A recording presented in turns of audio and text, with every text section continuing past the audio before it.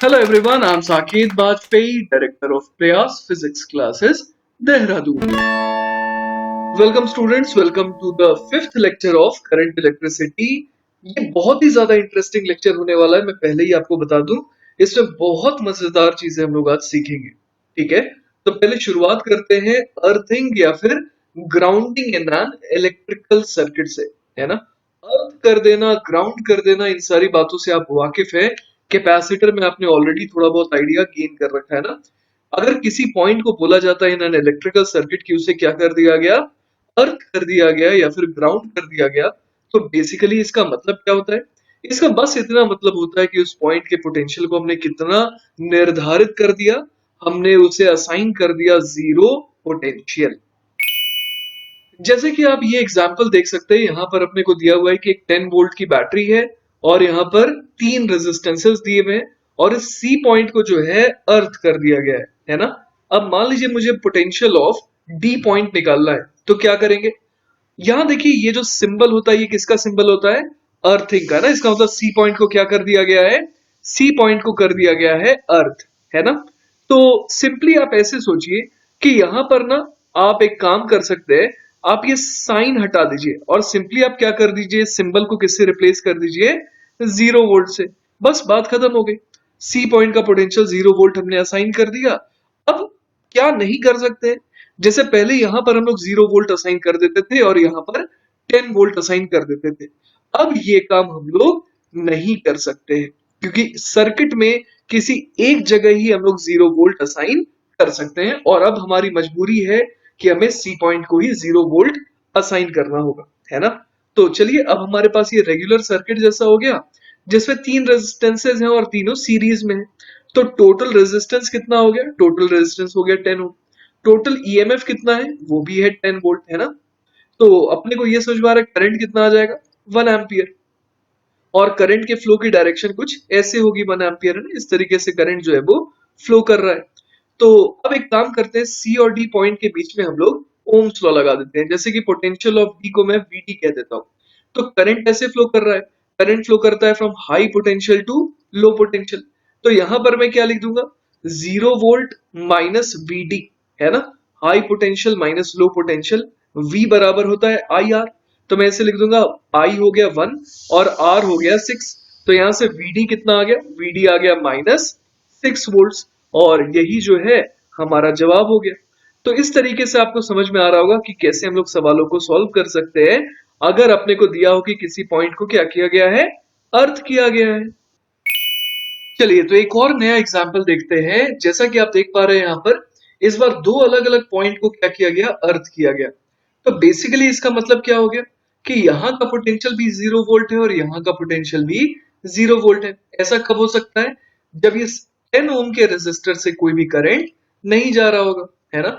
तो इसका मतलब यहाँ से करंट निकला तो, लेकिन वो गया गया गया गया गया, फिर यहां से करंट जो है इधर चला गया और ग्राउंड के ये दोनों पॉइंट जो है इस तरीके से यहाँ पर करंट गया, फिर करंट इधर गया, करंट इधर गया, करंट इधर गया और वापस से बैटरी से जितना करंट निकला था वो पूरा का पूरा एंटर कर गया। तो बेसिकली आपको करना क्या होगा, यहाँ पर बस आपको एक छोटा सा चेंज करना होगा और आपको समझ में आ जाएगा कि क्या होना है। यहाँ पर इन दोनों पॉइंट्स को आप इस तरीके से ज्वाइन कर दीजिए, है ना। तो बेसिकली हो क्या रहा है, यहाँ पर करंट इस तरीके से जा रहा है और यहाँ पर जो बीच में जो 10 ओम है इसका कोई भी रोल नहीं है ना, यहाँ पर आप इसको मिटा सकते हैं और बेसिकली जो इक्विवेलेंट सर्किट हो गया वो कुछ ऐसा हो गया, है ना। तो अब तो सोचना बहुत आसान है कि ए और डी का पोटेंशियल कितना होगा। जैसा कि आप देख सकते हैं कि बैटरी का ईएमएफ 10 है और टोटल रेजिस्टेंस कितना हो जाएगा, 4 प्लस 5 9, 9 प्लस 1 10। तो करंट की वैल्यू जो है वो आ गई 1 एम्पियर, है ना। करंट 1 एम्पियर आ गया। और अब आप सोचिए कि अगर ए और इसका नाम दे देते हैं कुछ, इसका नाम बी दे देते हैं और इसका नाम सी दे देते हैं। तो ए और बी के बीच में अगर मैं ओम्स लॉ लगाऊं तो क्या लिखूंगा मैं, मुझे पता है कि करंट फ्लो करता है from high potential to low potential. तो मैं लिख सकता हूँ V A minus zero is equal to I into R. तो यहाँ से वी ए कितना आ गया, वी ए आ गया 4 वोल्ट। और इसी तरीके से सी और डी के लिए भी मैं लिख सकता हूँ, मुझे पता है करंट फ्लो करता है from high potential to low potential. तो मैं क्या लिख दूंगा, जीरो माइनस बी डी बराबर कितना हो जाएगा, 5 इंटू करंट विच इज 1। तो यहाँ से VD कितना आ गया, VD आ गया -5 वोल्ट, है ना। तो कुछ इस तरीके से हम लोग यहाँ पर सवालों को सॉल्व कर सकते हैं। क्लियर है ये बात। तो यहाँ पर जो फिनोमेना हुआ, जैसे कि यहाँ पर ये जो 10 ओम का रेजिस्टेंस था, इसके अक्रॉस हम लोगों ने एक ऐसा लग रहा है कि प्लेन वायर लगा दिया है ना। तो ये जो प्लेन वायर इस तरीके से लगा दिया है इस रेजिस्टेंस के अक्रॉस, जिसके कारण कोई भी करंट इस खतरनाक रास्ते से क्यों जाना चाहेगा जहां पर रुकावट है, जहां पर कोई रेजिस्टेंस है। अगर उसको मौका मिल रहा है बिल्कुल स्मूथ हाईवे से जाने का, तो वो इधर से जाएगा, तो पूरा का पूरा करंट इधर से चला जाता है। तो ये बिहेव करता है एज शॉर्ट सर्किट, है ना। इसी को कहते हैं कि हम लोगों ने यहाँ पर क्या कर दिया, शॉर्ट कर दिया सर्किट को। क्लियर है। चलिए तो नेक्स्ट टॉपिक पर आते हैं, जो कि है Wheatstone bridge. Actually Wheatstone bridge का मैंने एक थोड़ा सा आइडिया आपको पिछले लेक्चर में दिया था। चलिए अब इसको अच्छे से डिस्कस करते हैं। आपको जैसा कि यहाँ दिख रहा है कि एक ब्रिज लाइक स्ट्रक्चर है ना, इसीलिए इसका नाम व्हीटस्टोन ब्रिज है। और ब्रिज का तो समझ में आता है, ये व्हीटस्टोन क्या है। तो बेसिकली जिस साइंटिस्ट के ऊपर ये रखा गया है ना, वो है व्हीटस्टोन, है ना। देखिए यहाँ लिखा है, actually Wheatstone bridge is an electric circuit and as the name suggests it is in the shape of a bridge. The bridge is a galvanometer, है ना। यहाँ पर जो ब्रिज है, ये जो आप देख रहे हैं ब्रिज जो कि BT है, उसमें क्या है, गैल्वेनोमीटर, है ना। और गैल्वेनोमीटर का काम क्या होता है, टू डिटेक्ट करंट्स, है ना। बेसिकली गैल्वेनोमीटर का ये काम होता है। So it is called a bridge. It is named after Sir Charles Wheatstone, है ना, इसीलिए इसका नाम Wheatstone Bridge है। Who has popularized this? Wheatstone Bridge helps in finding the unknown resistance value of a resistor. तो आइए उसके देखते हैं कि कैसे ऐसा होता है। तो जैसा कि आप यहाँ पर देख पा रहे हैं, ये Wheatstone Bridge है ना। तो क्या होता है ये, it is a simple circuit for measuring an unknown resistance. और जैसा कि आप डायग्राम में देख पा रहे हैं, ये अननोन रेजिस्टेंस कौन सा है, ये R4 है। और यहाँ पर एक क्वाड्रिलेटरल बनाते हैं, है ना, जिसमें R1 R2 R3 R4 चार रेजिस्टेंसेस हो गए। और हम लोग क्या करते हैं, we apply a voltage between a pair of opposite corners, है ना। ए और सी के अक्रॉस हम लोग क्या लगाते हैं, एक बैटरी इंसर्ट करते हैं, जिसका ईएमएफ लेटर से की इस डायग्राम के हिसाब से ई है ना। तो इसमें होता क्या है वो मैं आपको समझाता हूँ। बेसिकली R1 और R2 को कांस्टेंट रखा जाता है, ये नोन रेजिस्टेंसेस हैं R1 और R2, और इनको एज इट इज रख दिया जाता है। और मान लीजिए कि मुझे R4 की वैल्यू, मेरे पास एक अननोन रेजिस्टेंस है और उसको मैंने R4 नाम दे दिया और मुझे उसकी वैल्यू निकालनी है। तो मैं क्या करूंगा, यहाँ पर B और C के बीच में अलग अलग रेजिस्टेंसेस को लगाता जाऊंगा लगाता जाऊंगा लगाता जाऊंगा, और एक ऐसा रेजिस्टेंस मान लीजिए मेरे पास आ गया, सच दैट की जो रेजिस्टेंस R3 है ना, वो क्या सेटिस्फाई कर रहा है, आइए मैं आपको बताता हूँ।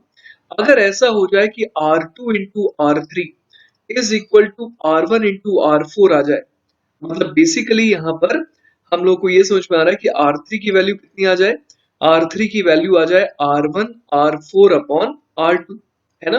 अगर ऐसा हो जाए, अगर इस वैल्यू का रेजिस्टेंस हम लोग स्टैंडर्ड आर्म में लगा देते हैं, तो ये पाया गया है कि गैल्वेनोमीटर उस समय क्या करता है, उस समय नल डिफ्लेक्शन शो करता है। समझ पा रहे हैं बात आप। तो अगर ये कंडीशन सेटिस्फाई हो रही है, कौन सी कंडीशन, R2 R3 बराबर अगर R1 R4 हो जाता है, मतलब ऑपोजिट्स का जो प्रोडक्ट है ना, ऑपोजिट्स का जो बेसिकली प्रोडक्ट है, वो क्या हो जाए, वो बराबर हो जाए, मतलब R2 इंटू R3 बराबर R1 इंटू R4 आ जाए, तो उस केस में ये देखा गया कि गैल्वेनोमीटर नल डिफ्लेक्शन शो करता है। तो उस हिसाब से हम लोग क्या निकाल लेते हैं, बड़े आराम से R4 निकाल लेते हैं।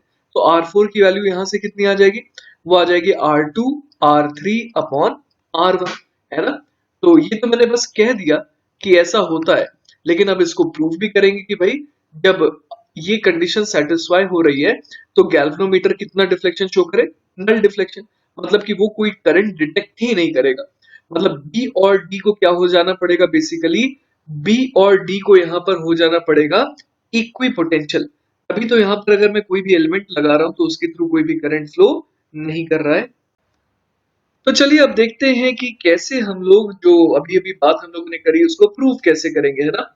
तो क्या यहाँ पर हम लोग देख पा रहे हैं, यहाँ पर देख पा रहे हैं कि ये बैलेंस्ड व्हीटस्टोन ब्रिज की कंडीशन है, मतलब कि कोई भी करंट गैल्वेनोमीटर से फ्लो नहीं कर रहा है। गैल्वेनोमीटर का बेसिकली काम क्या होता है, टू डिटेक्ट करंट, है ना।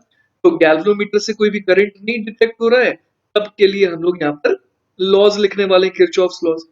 तो आप देखिए, अगर मैं सबसे पहले बात करूं कि लूप जो पहला वाला है ना, मतलब कि ए से मैं बढ़ रहा हूँ डी की तरफ, डी से बी की तरफ और बी से ए की तरफ, कुछ इस तरीके से। तो आप देखिए, ए से डी अगर मैं जाऊंगा तो पोटेंशियल का ड्रॉप आएगा कितने का, -I1R1 का। तो -I1R1, फिर गैल्वेनोमीटर से कोई करंट फ्लो ही नहीं कर रहा है तो उसके क्रॉस पोटेंशियल डिफरेंस जीरो का। फिर बी से ए गया, करंट फ्लो करता है from high potential to low potential, लेकिन मैं जा रहा हूँ from low potential to high potential, तो इसका मतलब पोटेंशियल में राइज आएगा, कितने का राइज आएगा, I2 इंटू R2 का। तो इसलिए I2 R2 यहाँ पर लिख दिया गया, लेकिन ओवरऑल जो लूप में हम लोग गए और सेम पॉइंट पर आ गए, तो पोटेंशियल ड्रॉप्स का समेशन या फिर पोटेंशियल राइजेस का समेशन मिला करके सब कुछ कितना आएगा, जीरो आएगा। तो इसीलिए यहाँ पर जीरो लिख दिया गया। ये हमारी हो गई एक इक्वेशन। क्लियर है? अब एक और चीज देखिए यहाँ पर, अगर I1 यहाँ पर करंट है और I3 यहाँ पर करंट है, तो I1 I3 को बराबर होना पड़ेगा, क्योंकि कोई भी करंट गैल्वेनोमीटर में थोड़ी गया है। हम लोगों ने इसी कंडीशन पर तो बात करी है ना। उसी तरीके से जो I2 की वैल्यू वही I4 की वैल्यू होगी, क्योंकि गैल्वेनोमीटर में अगेन कोई करंट नहीं गया है। क्लियर है ये बात? तो अब आप देखिए, यहाँ पर I4 बराबर I2 है और I3 बराबर I1 है ना। तो अब फिर से हम लोग इसी तरीके से यहाँ पर भी क्या करेंगे, यहाँ पर फिर से हम लोग जो है लूप रूल लगाएंगे। क्लियर है ये बात? तो चलिए हम लोग यहाँ पर सेकंड इक्वेशन बनाने की कोशिश करते हैं। इस बार देखिए हम लोग इस तरीके से जा रहे हैं ना, डी से बढ़ करके डी से सी, सी से बी, बी से डी। तो अब आप देखिए, अगर डी से सी जा रहे हैं, I3 is equal to I1, तो यहाँ पर क्या होगा, हम लोग जा रहे हैं from high potential to low potential, मतलब पोटेंशियल का ड्रॉप आ रहा है। तो कितने का आ रहा है, I3R3 कह लीजिए या I1R3 कह लीजिए। तो यही यहाँ पर लिखा है -I1R3। फिर क्या हुआ, फिर हम लोग और कहाँ गए, सी से डी गए, तो सॉरी सी से बी गए। तो सी से बी गए, तो अब आप देखिए करंट फ्लो करता है from high potential to low potential, और हम लोग जा रहे हैं लो से हाई। तो हम लोगों ने क्या लिख दिया, पोटेंशियल का राइज आएगा, कितने का राइज आएगा, I4 इंटू R4 या फिर I2 इंटू R4 कह लीजिए।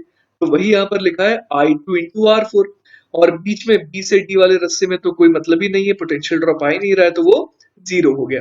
और सबको मिला करके भी हमें जीरो ही लिखना चाहिए। क्लियर हुई ये बात? तो ये हमने लिख दिया यहाँ पर, दो दो इक्वेशन हमने लिख डाली यहाँ पर। अब क्या करिए, अब आप जरा इनको ऑब्जर्व करिए, और इन दोनों को ऑब्जर्व करते ही बड़े आराम से इन दोनों इक्वेशन की मदद से आपको ये इक्वेशन मिल जाएगी, I1 अपॉन I2 बराबर R2 अपॉन R1। क्लियर है ये बात? कैसे मिलेगी ये इक्वेशन? तो बहुत ही आसान है ये तो, है ना। जैसे पहली इक्वेशन क्या आ गई, I1 R1 बराबर I2 R2, और दूसरी इक्वेशन क्या आ गई, दूसरी इक्वेशन आ गई I2 R4 बराबर I1 R3, है ना। तो यहां से हम लोग क्या कर सकते हैं, यहां से हम लोग बड़े आराम से I1 अपॉन I2 की वैल्यू निकाल सकते हैं, है ना। आप देखिए पहले वाले इक्वेशन से I1 अपॉन I2 कितना आ जाएगा, I1 अपॉन I2 आ जाएगा R2 अपॉन R1, और उसी तरीके से दूसरी इक्वेशन से क्या आ जाएगा, I1 अपॉन I2 बराबर R4 अपॉन R3। तो हम लोगों ने देखा कि I1 upon I2 R2 upon R1 है, और I1 upon I2 R4 upon R3 भी है।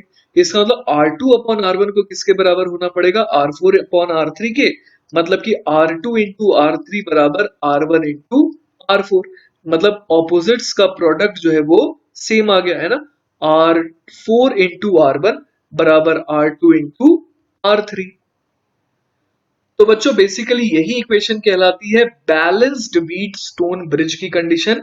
और उस केस में बेसिकली होता क्या है, बी का पोटेंशियल और डी का पोटेंशियल बिल्कुल बराबर हो जाता है, जिसकी वजह से बीच में कोई भी करंट फ्लो नहीं करता है। चलिए तो नेक्स्ट सवाल देखते हैं। ये सवाल जो है वो है एनसीईआरटी का, और बहुत ही प्यारा सवाल है। सवाल है कि the four arms of a Wheatstone bridge have the following resistances 100, 10, 5 और 60 ओम दिए हुए हैं। और यहाँ पर ये भी दिया है कि गैल्वेनोमीटर का रेजिस्टेंस कितना है, 15 ओम, जो कि बी और डी के बीच में कनेक्टेड है। अपने से क्या पूछा है, करंट थ्रू द गैल्वेनोमीटर, मतलब अपने से आईजी पूछा है ना। when a potential difference of 10 volt is maintained across AC, है ना। इस तरीके से 10 वोल्ट का पोटेंशियल डिफरेंस यहाँ पर क्रिएट किया गया है ए और सी के बीच में।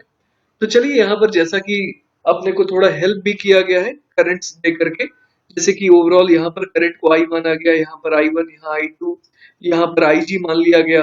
तो ऑब्वियस है कि हम लोग किरचॉफ्स जंक्शन रूल से कह सकते हैं कि यहाँ पर जो बीसी में जो करंट जाएगा वो जाएगा I1 माइनस IG, और इसी तरीके से डीसी में जो करंट जाएगा वो जाएगा I2 प्लस IG, क्योंकि I2 जा रहा है इधर से, IG जा रहा है इधर से, तो उतना ही करंट बाहर भी जाएगा जंक्शन के, है ना। तो चलिए अब हम लोग सोचते हैं यहाँ पर कि क्या क्या आखिर इक्वेशन हम लोग यहाँ पर लिख सकते हैं, है ना। चलिए तो सबसे पहले हम लोग लूप रूल लगाएंगे in the mesh B A D B, है ना।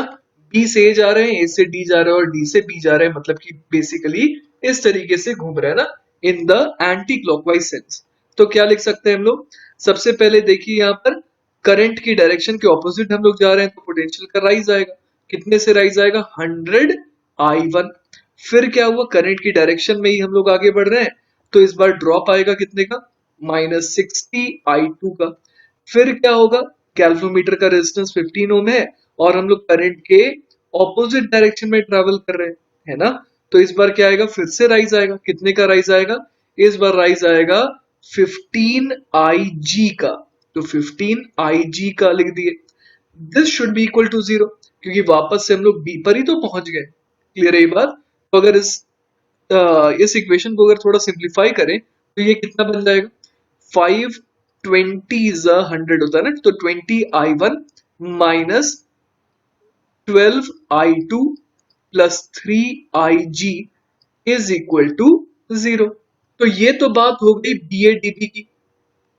अब बात करते हैं BCDB की, है ना। इस तरीके से अगर घूम करके जा रहे हैं तो इस बार क्या लिख देंगे, करंट की डायरेक्शन में ही हम लोग भी जा रहे हैं, है ना।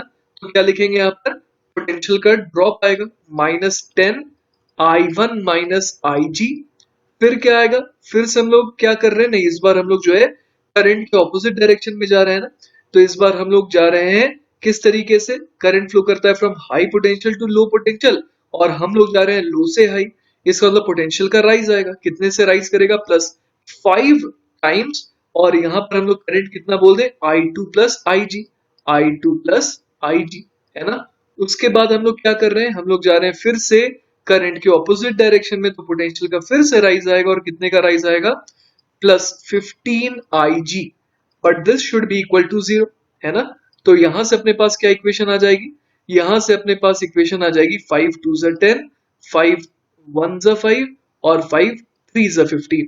तो ये हो जाएगा -2 times I1 minus IG plus I2 plus IG plus 3 times IG equal to 0।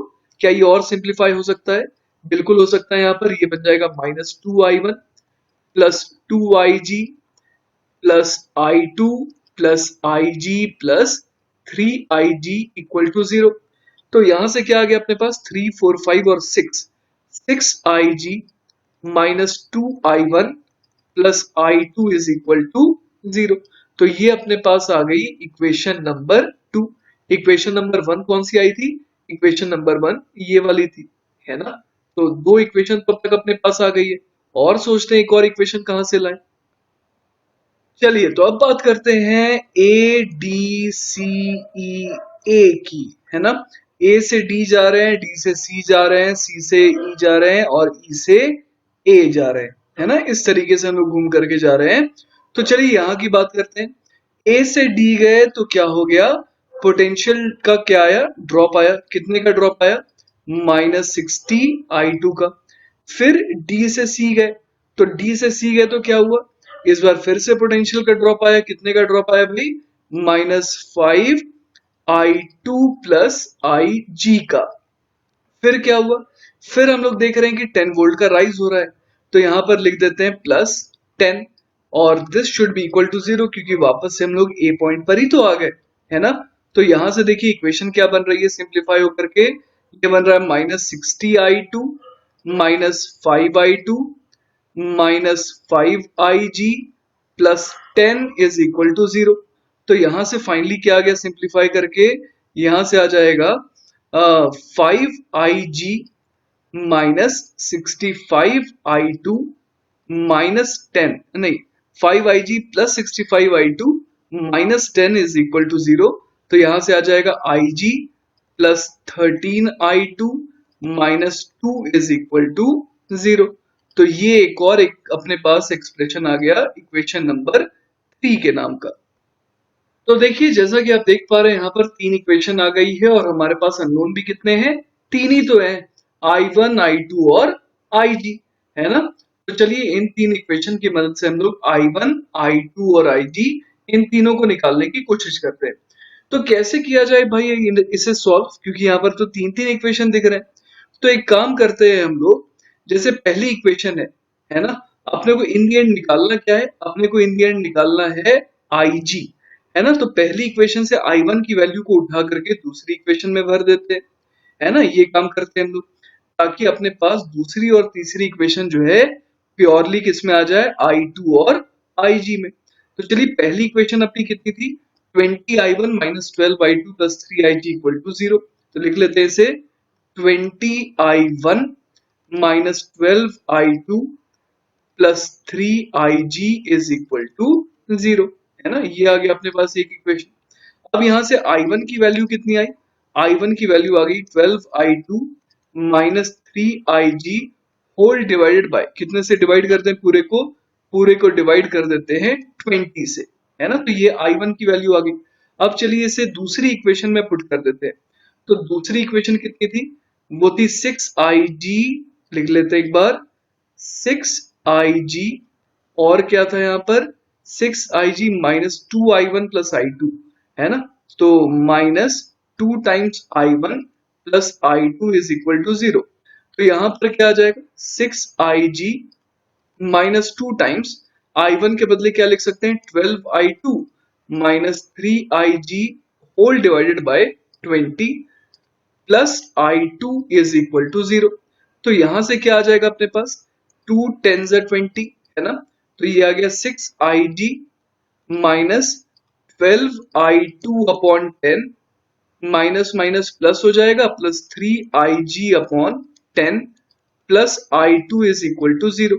तो यहां से चलिए I2 और IG को अलग अलग कर देते हैं, और उसके लिए सबसे बढ़िया रहेगा पहले हम लोग LCM ले ले। तो यहाँ पर आ जाएगा 60IG minus 12I2 plus 3IG plus 10I2 is equal to 0। तो यहां से क्या आ जाएगा फाइनली अपने पास 63IG, और क्या आ जाएगा minus 2I2 is equal to 0, है ना। तो ये अपने पास एक इक्वेशन आ गई जो सिर्फ IG और I2 में। अपने पास एक और इक्वेशन है IG और I2 में, ये देखिए IG प्लस 13I2, है ना। IG plus 13I2 is equal to 2, IG plus 13I2 is equal to 2। एक बार क्रॉस चेक कर लेते हैं, यही है ना, IG plus 13I2 is equal to 2, बिल्कुल सही है। तो अब इन दोनों को सॉल्व करना है अपने को।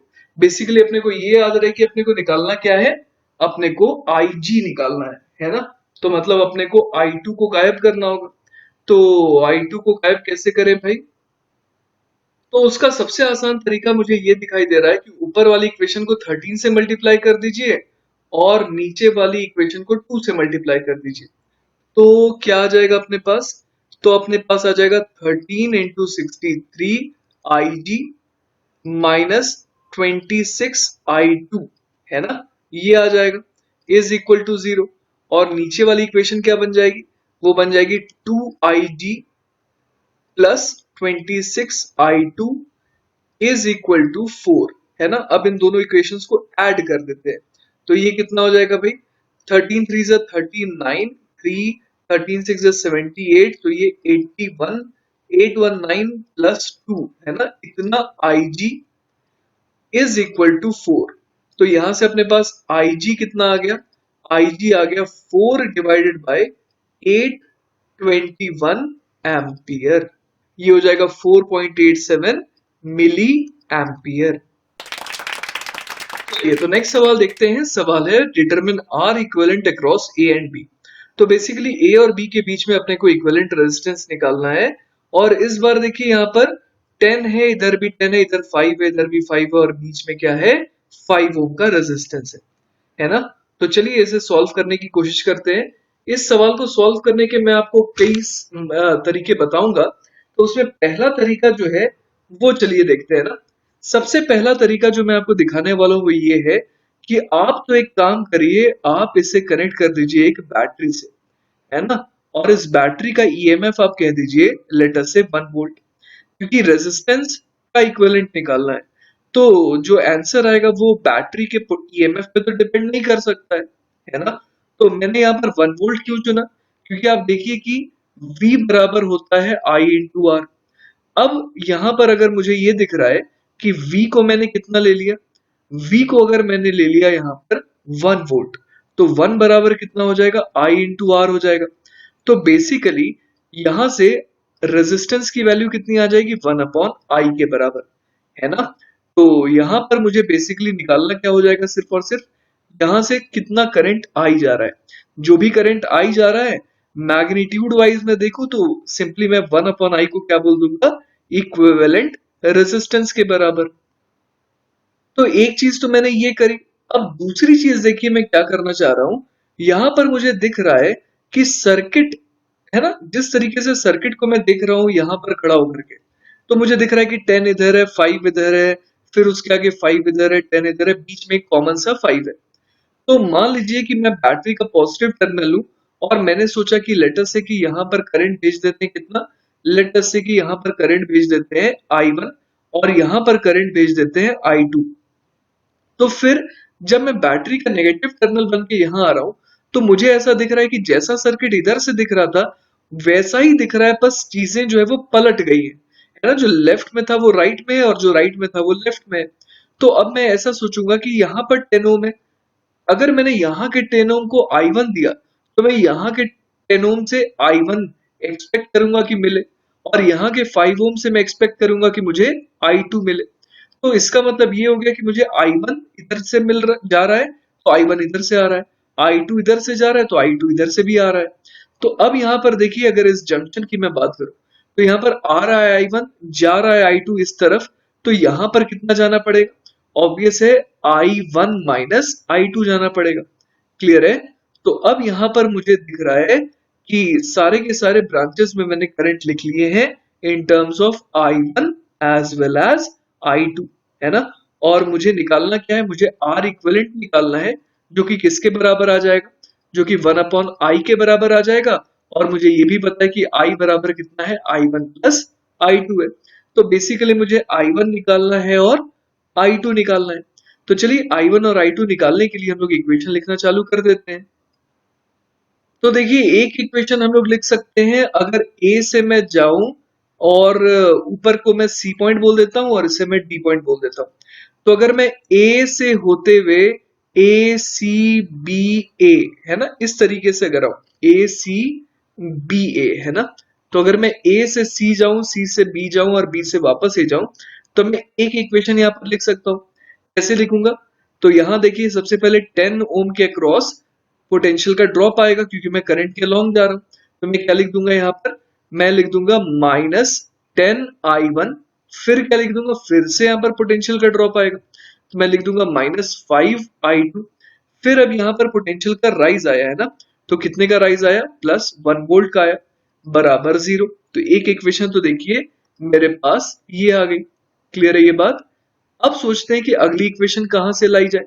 अब अगर अगली इक्वेशन मुझे लानी है तो उसके लिए लेटस से कि मैं फॉलो कर रहा हूं रास्ता A से C, C से D और D से वापस है, मतलब ऐसा रास्ता अगर मैं फॉलो करूं तो क्या हो जाएगा, A से C गया तो माइनस 10I1, है ना, फिर C से D गया तो क्या हुआ, तो फिर से पोटेंशियल का ड्रॉप आया, कितने का ड्रॉप आया, minus 5 into I1 minus I2, है ना। और उसके बाद D से ये गया तो क्या हुआ, D से गया तो इस बार पोटेंशियल का राइज आया क्योंकि मैं जिस डायरेक्शन में जा रहा हूं उसके ऑपोजिट डायरेक्शन में करंट फ्लो कर रहा है। तो यहां पर मैं क्या लिख दूंगा, plus 5I2 is equal to 0। तो देखिए मेरे को एक और इक्वेशन यहां पर मिल गई, है ना, एक और इक्वेशन मिल गई। तो बेसिकली I1 और I2 दो अननोन है और इक्वेशन भी दो आ गई। दूसरी इक्वेशन को चलिए थोड़ा सिंप्लीफाई कर लेते हैं, तो ये क्या बन जाएगा, minus 10I1 minus 5I1 plus 5I2 plus 5I2 is equal to 0। तो यहां से क्या आ गया, 10I2 is equal to 15I1। तो 5 2 10, 5 3 15। तो यहां से क्या आ गया अपने पास, यहां से आ गया 2i2 is equal to 3i1। तो चलिए 2i2 बराबर 3i1 को इस इक्वेशन में पुट करते हैं और एक वैल्यू निकालते हैं। तो लेट अस से कि मैं i1 की वैल्यू को भर देता हूं 2i2/3। तो ये कितना हो जाएगा, -10 multiplied by 2i2 upon 3 minus 5i2 plus 1 is equal to 0। तो यहां से देखिए क्या आ जाएगा अपने पास, -20i2/3 minus 15i2/3 plus 3/3 is equal to 0। तो यहां से क्या आ गया अपने पास, यहां से आ गया अपने पास 20 और 15 35। तो 35i2 इज इक्वल टू 3। तो i2 बराबर कितना आ गया, 3/35 एम्पियर। तो यहां से i2 कितना, i1 तो निकालना है ना, i2 तो आ ही गया। तो यहां से i1 कितना आ जाएगा, i1 के लिए देखते हैं, ऊपर इक्वेशन है i1 बराबर 2/3 i2 है ना। तो 2/3 इंटू 3/35। तो यहां से i1 कितना आ गया, i1 अपने पास आ गया 2/35 एम्पियर। तो अब आपको दिख रहा होगा यहाँ पर कि i1 और i2 अपने पास आ गए। तो अब हमें करना क्या था, हमें तो i निकालना था सबसे पहले। तो i कितना हो जाएगा, i हो जाएगा i1 plus i2 which is equal to 5/35 ampere, जो कि हो गया 1/7 एम्पियर। और हमें पता था कि मैग्नीट्यूड वाइज रेजिस्टेंस क्या हो जाएगा, 1/i। तो रेजिस्टेंस इक्विवेलेंट कितना आ गया, 7 ओम। तो हम लोगों ने क्या निकाल लिया, पूरे के पूरे इस अजीबोगरीब सर्किट का इक्विवेलेंट रेजिस्टेंस, जो कि कितना आ रहा है, 7 ओम। तो चलिए इसे सॉल्व करने का एक और मेथड देखते हैं ना। अपने को निकालना क्या था, आर इक्विवेलेंट निकालना था अक्रॉस ए एंड बी। तो फिर से वही वाला तरीका यूज करते हैं। मैंने एक बैटरी लगा दी जिसका ईएमएफ कितना है, 1 वोल्ट, ताकि जो करंट आ जाए उसी को मैं क्या बोल दूंगा, 1/इक्विवेलेंट रेजिस्टेंस। तो अब देखिए यहाँ पर मैंने एक काम किया, मैंने बी के पोटेंशियल को बोल दिया 0 वोल्ट। तो ए का पोटेंशियल कितना हो जाएगा, 1 वोल्ट। लेट अस से कि यहाँ का पोटेंशियल एक्स है और यहाँ का पोटेंशियल वाई है। क्लियर है ये बात। तो अब मान लेते हैं कि यहाँ पर करंट आ रहा है इस तरीके से, फिर कुछ यहाँ पर जा रहा है और कुछ यहाँ पर जा रहा है। उसी तरीके से इधर भी नीचे भी मान लेते हैं करंट कुछ ऐसे आया और फिर कुछ इधर गया, और इधर से तो करंट मैंने ऑलरेडी मान रखा है कि आ रहा है। तो चलिए अब जंक्शन एक्स को देखते हैं। एक्स पे एक तो करंट इधर से आ रहा है और वो करंट इधर और इधर जा रहा है ना, है ना। एक्स से एक करंट बी की तरफ जा रहा है और एक करंट वाई की तरफ जा रहा है। तो मुझे ये समझ में आ रहा है कि एक्स की तरफ जितना करंट आ रहा है उतना ही करंट यहाँ से जाएगा बाय जंक्शन लॉ। तो पहले ये देखते हैं कि कितना करंट आ रहा है। तो जो इनकमिंग करंट है उसको मैं कितना लिख दूंगा, उसको मैं लिख सकता हूँ पोटेंशियल डिफरेंस अपॉन रेजिस्टेंस, है ना। और ये हाई पोटेंशियल है और ये लो पोटेंशियल है, ऐसा मैंने अज्यूम किया है क्योंकि करंट की डायरेक्शन मैंने ऐसी ही मानी है ना। तो मैं क्या लिखूंगा, 1 minus x divided by 10, this should be equal to कितना। अब आप सोचिए यहाँ पर कि मैंने क्या माना, मैंने ये माना कि करंट जो है जा रहा है कैसे, एक्स से वाई की तरफ और एक्स से जीरो बी की तरफ। तो मैं कितना लिख दूंगा यहाँ पर, हाई पोटेंशियल से लो पोटेंशियल करंट जाएगा ना। तो मैं लिख दूंगा x minus y upon 5 plus x minus 0/5। तो ये हो गई इक्वेशन नंबर 1। इसी तरीके से y के बारे में बात करते हैं।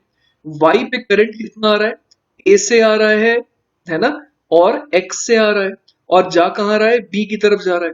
तो a से कितना करंट आ रहा है, ये कैसे निकालें। तो करंट फ्लो करता है from high potential to low potential. तो क्या लिख देंगे हम लोग, 1 minus y upon 5 plus x से कितना करंट आ रहा है वो निकालने के लिए क्या करें, x minus y upon 5। This should be equal to high potential to low potential, मतलब कि y माइनस 0/10। तो एक और इक्वेशन अपने पास आ गई, इक्वेशन नंबर 2। तो अब देखिए दो इक्वेशन आ गई और दोनों में मतलब मिलाकर के वेरिएबल क्या है, सिर्फ x और y ही तो है ना। तो चलिए पहले इक्वेशन नंबर 1 को सॉर्ट आउट करते हैं। तो क्या लिख देंगे यहाँ पर, 1 minus x is equal to, यहाँ पर हो जाएगा 2x minus 2y plus 2x, है ना। तो यहां से क्या आ गया अपने पास, 4x और x मतलब कि 5x minus 2y is equal to 1। तो एक इक्वेशन तो देखिए अपने पास सिंप्लीफाई होकर के कुछ ऐसी आ जा रही है ना। और अगली इक्वेशन कैसे लाए, तो ऊपर देखिए क्या लिखा है, 1 minus y upon 5 plus x minus y upon 5 is equal to y upon 10। तो यहां पर हम लोग लिख सकते हैं 2 minus 2y plus 2x minus 2y is equal to कितना हो जाएगा, y हो जाएगा। तो यहां से क्या आ गया, यहां से आ गया अपने पास इस तरफ आ जाएगा 5y, 5y minus 2x equal to 2। तो 5y minus 2x equal to 2। तो देखिए अगली इक्वेशन अपने पास ये आ गई, है ना। तो अब यहां से हम लोग जो है क्या निकाल लेंगे, क्या निकालना था अपने को बेसिकली करंट्स निकालने थे, तो उसके लिए x और y की जरूरत है ना। तो हमने x भी निकालना पड़ेगा और y भी निकालना पड़ेगा। तो चलिए x और y निकालने की कोशिश करते हैं। क्या करें यहाँ पर कि x और y आ जाए। अगर मैं पहली इक्वेशन को 2 से मल्टीप्लाई करूं और दूसरी इक्वेशन को मल्टीप्लाई कर दूं किससे, 5 से, तो अपने को ये दिख रहा है कि x तो गायब हो जाएगा। तो कितना बच जाएगा, ये बच जाएगा -4y इज इक्वल टू 2, और लेफ्ट साइड में क्या आ जाएगा 10x, 10x minus 4y is equal to 2, और नीचे वाली इक्वेशन में क्या आ जाएगा 25y minus 10x equal to 10। अब दोनों इक्वेशन को अगर ऐड कर दें तो क्या हो जाएगा 10x 10x कैंसिल आउट हो जाएंगे, तो ये कितना बन जाएगा 21y इज इक्वल टू 12। तो यहां से अपने पास क्या आ जाएगा, आप देखिए 3 7 जा 21, 3 4 जा 12, तो y बराबर कितना आ गया 4/7 वोल्ट। और इसी तरीके से x बराबर कितना आ जाएगा 2 प्लस 4y अपॉन 10। तो ये कितना हो जाएगा 2 प्लस 16/7 अपॉन 10। तो ये कितना हो जाएगा 14 प्लस 16 इज 30। तो 30 अपॉन 70 मतलब कि 3/7 वोल्ट, है ना। तो अपने को x मिल गया और y मिल गया। x आ गया 3v/7 और y आ गया 4v/7, है ना। तो ये अपने पास दो इक्वेशंस आ गई, x सॉरी दो रिजल्ट्स आ गए, x और y आ गया, है ना। तो अब चलिए ऊपर वाली इक्वेशन में देखते हैं। ऊपर वाली इक्वेशन में अपने को पता चल गया कि x बराबर 3/7 वोल्ट है और y बराबर कितना है 4/7 वोल्ट। तो अब हमें ये समझ में आ रहा है कि आखिर a से x की तरफ कितना करंट जा रहा है। तो a से x की तरफ जो करंट जा रहा है वो ऐड कर देंगे किसके साथ, a से y की तरफ जो करंट जा रहा है ना। तो देखिए a से x की तरफ अगर करंट निकालना है तो क्या करेंगे, पोटेंशियल डिफरेंस 1 माइनस 3/7, इसको डिवाइड कर देंगे किससे 10 से, और इसमें क्या ऐड कर देंगे a से y की तरफ जितना करंट जा रहा है, तो 1 माइनस 4/7, और इसको डिवाइड कर देंगे किससे 5 से। तो ये कितना आ गया 7/7 माइनस 3/7 इज 4/7, तो 4/70 प्लस ये कितना आ जाएगा, ये हो जाएगा 3/7, तो 3/35, है ना 3/35। तो ये कितना हो गया ऐड करके, ये 6/70, ये 4/70 मतलब कि 10/70 मतलब 1/7। तो यहां से देखिए करंट अपने पास ओवरऑल कितना आ गया 1/7। तो फिर से दिख रहा है कि रेजिस्टेंस कितना आ जाएगा 7 ओम। तो पिछले सवाल से आपको एक चीज क्लियर हुई होगी कि यहाँ पर हमारे को किस तरीके का कॉम्बिनेशन था, ऑपोजिट्स सेम थे, है ना, R1 R1 R2 R2, और बीच में कुछ भी लगा दीजिए, है ना, लेटर से R3। तो ऐसा सिस्टम आपने कैपेसिटर में भी देखा था। तो वहां पर आपको याद होगा कि मैंने एक फॉर्मूला डिराइव करा था। यहाँ पर भी हम लोगों ने एक सवाल को दो अलग अलग तरीके से किया। तो मैं आपको इसका एक जनरलाइज फॉर्मूला बता देता हूँ आर इक्विवेलेंट निकालने का। तो आर इक्विवेलेंट क्या आता है, सबसे पहले R1 R2 plus R2 R3 plus R3 R1 लिख लीजिए, और उसको डिवाइड कर दीजिए किससे, R1 plus R2 plus R3 से। लेकिन एक काम अभी और करना होगा आपको, आपको 2 ऊपर भी लगाना है और नीचे भी लगाना है एक जगह, और ऐसी जगह लगाना है जिससे कि लड़ाई ना हो। तो 2 R1 R2 कर देते हैं और यहाँ पर 2 R3 कर देते हैं, है ना। ये याद रखने का तरीका है मेरा, और यही चीज मैंने आपको कैपेसिटर में भी दिखाई थी। क्यों मैंने यहाँ पर इस तरीके से याद रखा, क्योंकि R1 और R2, है ना, R1 और R2, इस प्रोडक्ट के साथ अगर मैं 2 लगा दूंगा तो सिमेट्री नहीं बिगड़ेगी, क्योंकि R2 R3 एक सलीके का है as compare to R3 R1। और डिनोमिनेटर में R1 के साथ अगर मैं 2 लगा दूंगा तो फिर मेरे को लगेगा R2 के साथ क्यों नहीं लगाया, तो इसलिए मैंने R3 के साथ लगा दिया। तो ये तो बेसिकली मैंने आपको तरीका बताया याद रखने का, रिजल्ट है ना। ये इस तरीके से आप इस रिजल्ट को याद रख सकते हैं। बाकी सवाल कैसे सॉल्व करेंगे वो पूरा का पूरा मेथड मैंने आपको इनफैक्ट बताया है, और वो भी एक तरीके से नहीं बल्कि दो दो तरीके से। क्लियर है? चलिए, तो अगला सवाल है, find the equivalent resistance between the points A and C of the network shown, each resistance is equal to small R. तो टोटल अपने को कितने रेजिस्टेंस दिए हुए हैं? 6 और 2, 8 रेजिस्टेंस दिए हुए हैं, है ना? तो चलिए सोचते हैं कि यहाँ पर क्या होना चाहिए। देखिए, सबसे पहले मुझे एक चीज दिखाई दे रही है सिमेट्री से, कि यहाँ पर जो है ना, अगर करंट जितना ऊपर जाएगा उतना ही करंट नीचे से भी जाएगा। बिल्कुल सिमेट्रिक है एज कंपेयर टू, अगर मैं देखूं ऊपर और नीचे, है ना, बिल्कुल सिमेट्रिक सर्किट मुझे दिखाई दे रहा है। तो यहां पर आप समझिए कि ये जो पॉइंट है और ये जो पॉइंट है ना, ये वाला पॉइंट और ये वाला पॉइंट, बिल्कुल मुझे ये समझ में आ रहा है कि इन दोनों का पोटेंशियल क्या होना चाहिए? सेम होना चाहिए। क्लियर है ये बात? तो इन दोनों पॉइंट का पोटेंशियल बिल्कुल सेम है। उसी तरीके से यहाँ और यहाँ का पोटेंशियल सेम है, और यहाँ का पोटेंशियल भी सेम है ना? तो मुझे एक चीज समझ में आ रही है यहाँ पर कि सर्किट एकदम सिमेट्रिक है। क्लियर है ये बात? तो ऐसे केस में जो है, हम लोग बहुत सारी चीजें यूज कर सकते हैं। जैसे कि पहली चीज जो यहाँ पर यूज कर सकते हैं वो होता है फोल्डिंग सिमेट्री। जिन पॉइंट्स का पोटेंशियल सेम है ना, तो आप उनको क्या कर सकते हैं, यहाँ पर एक दूसरे से टच करवा सकते हैं। क्योंकि टच करवा देने पर कोई दिक्कत नहीं आएगी, क्योंकि सर्किट में वो जो दो पॉइंट्स हैं उनका पोटेंशियल सेम है। तो अगर पोटेंशियल सेम ही है तो ऐसा तो नहीं है कि टच कराने पर कोई एक्स्ट्रा करंट फ्लो करने लगेगा। तो हम लोग यहाँ पर पहला तरीका क्या यूज करने वाले हैं कि यहाँ पर इस पॉइंट को इससे मिला देंगे, इस पॉइंट को इससे मिला देंगे, और इस पॉइंट को इससे मिला देंगे। चलिए, तो ये काम करते हैं पहले।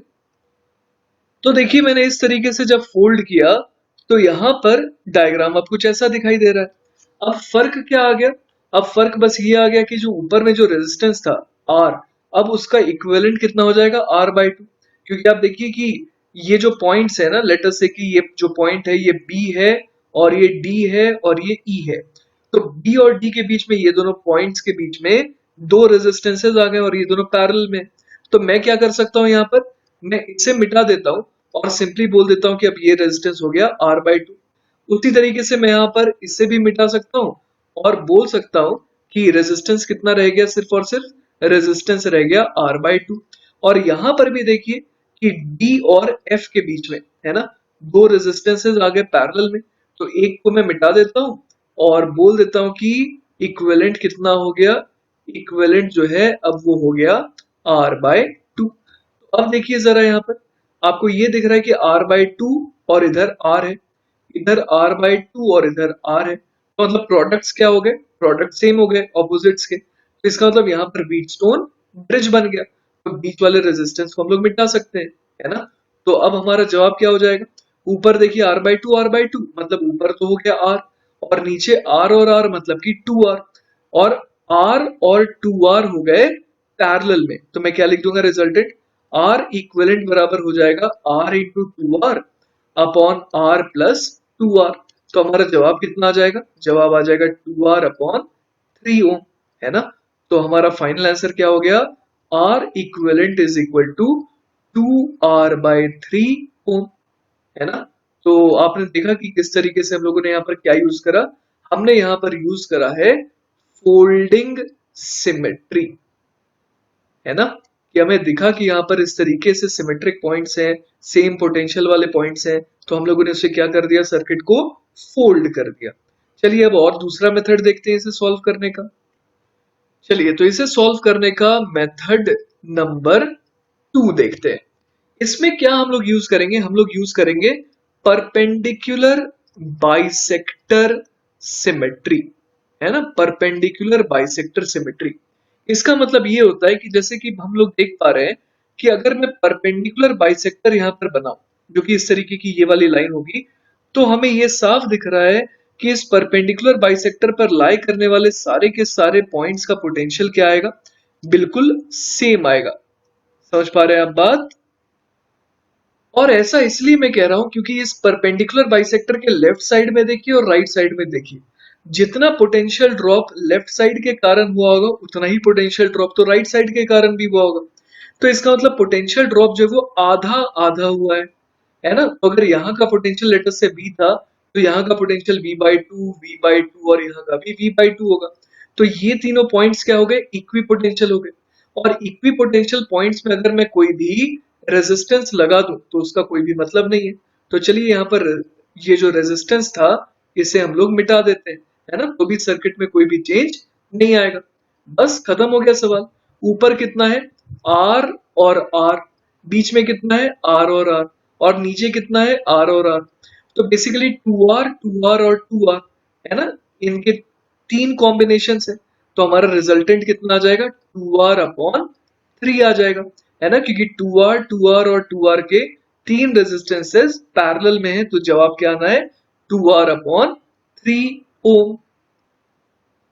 चलिए अब इसे सॉल्व करने का मेथड नंबर 3 देखते हैं। मान लीजिए कि यहां से बैटरी का पॉजिटिव टर्मिनल यहां पर आया और उसने देखा सर्किट को, तो उसने ऊपर करंट भेज दिया I1 और नीचे करंट भेज दिया I1। क्यों, ऊपर और नीचे तो बिल्कुल डिट्टो दिखाई दे रहे हैं, तो करंट उसने I1 ही भेजा। और लेटर से कि बीच में करंट उसने I2 भेज दिया। अब इधर से I1 आया, इधर से I1 आया और इधर से I2 गया। अब बैटरी का नेगेटिव टर्मिनल जब यहाँ पर आया तो उसने देखा कि सर्किट बिल्कुल वैसी ही है जैसी इधर थी। तो वो एक्सपेक्ट करेगा कि अब यहाँ से करंट I1 आना चाहिए, यहाँ से भी करंट I1 आना चाहिए और यहाँ से करंट I2 आना चाहिए, है ना। तो अब देखिए जरा, यहाँ से अपने को दिख रहा है ऊपर वाले विंग में कि करंट I1 जा रहा था और यहाँ से भी करंट I1 आ रहा है। मतलब इधर I1 था, इधर I1 है, इधर I2 था, इधर भी I2 है, और इधर I1 था और इधर भी I1 है। इसका मतलब बीच के ये जो इन दो रेजिस्टेंसेस को अगर देखें तो सिमेट्री से हम लोग कह सकते हैं कि कोई भी करंट यहाँ पर फ्लो नहीं हुआ है। ऐसा लग रहा है कि भले यहाँ पर जंक्शन है लेकिन कोई भी करंट इधर जाना नहीं चाह रहा है। उसी तरीके से दूसरे वाले ये वाला जो रेजिस्टेंस है इसके क्रॉस भी कोई भी करंट जाना नहीं चाह रहा है। तो बिल्कुल हाईवे मान करके यहाँ से ये करंट इधर से इधर चला गया, इधर से इधर चला गया और इधर से इधर चला गया। तो बीच वाले रेजिस्टेंसेस का कोई भी काम नहीं रहा और ये तीनों रास्ते हाईवे की तरह हो गए। तो फिर से ये बन गया हमारे पिछले मेथड की तरह और हमारा जवाब आ जाएगा 2R/3 ओम। चलिए तो अगला सवाल देखते हैं। सवाल है, find equivalent resistance of the network shown in the figure between the points A and B। और अपने को दिख रहा है यहाँ पर क्या है, यहाँ पर 10 ओम है, 5 ओम है, 5 ओम है, 10 ओम है, बीच में क्या है 5 और 5 और 2.5 और 2.5 है।